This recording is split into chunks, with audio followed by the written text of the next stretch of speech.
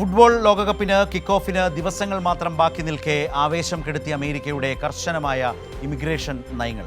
ആഫ്രിക്കയിലെ ഏറ്റവും മികച്ച റഫറിയായ സൊമാലിയക്കാരൻ ഒമർ അബ്ദുൽ ഖാദിർ അർത്താനെ മയാമി അന്താരാഷ്ട്ര വിമാനത്താവളത്തിൽ വെച്ച് അധികൃതർ തടയുകയും തുടർന്ന് ഇസ്താംബൂളിലേക്കുള്ള വിമാനത്തിൽ നിർബന്ധപൂർവ്വം തിരിച്ചയക്കുകയും ചെയ്തു.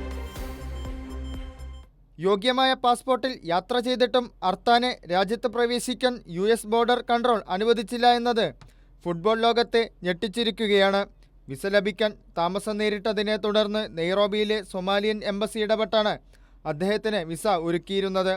കിഴക്കൻ ആഫ്രിക്കൻ, മിഡിൽ ഈസ്റ്റ് രാജ്യങ്ങളുമായി US നിലനിർത്തുന്ന രാഷ്ട്രീയ അസ്വാരസ്യങ്ങളും യാത്രാവിലക്കുകളുമാണ് ഈ നടപടിക്ക് പിന്നിലെന്നാണ് സൂചന. അമേരിക്കയുടെ ഈ അപ്രതീക്ഷിത നടപടിയോടെ അർത്താന് ഈ വർഷത്തെ ലോകകപ്പ് റഫറിമാരുടെ പാനലിൽ നിന്നുള്ള സ്ഥാനം നഷ്ടമാകും. ആതിഥേയ രാജ്യങ്ങളുടെ ഇമിഗ്രേഷൻ നടപടികളിൽ ഫിഫയ്ക്ക് ഇടപെടാൻ കഴിയില്ല എന്നാണ് അർത്താനെതിരെയുള്ള അമേരിക്കൻ നടപടികളിൽ ഫിഫയുടെ വിശദീകരണം. ഇറാൻ ഉൾപ്പെടെയുള്ള മറ്റു ചില രാജ്യങ്ങളിൽ നിന്നുള്ള പ്രതിനിധികൾക്കും US കടുത്ത സുരക്ഷാ പരിശോധനകൾ മൂലം വിസ തടസ്സങ്ങൾ നേരിടുന്നുണ്ട്.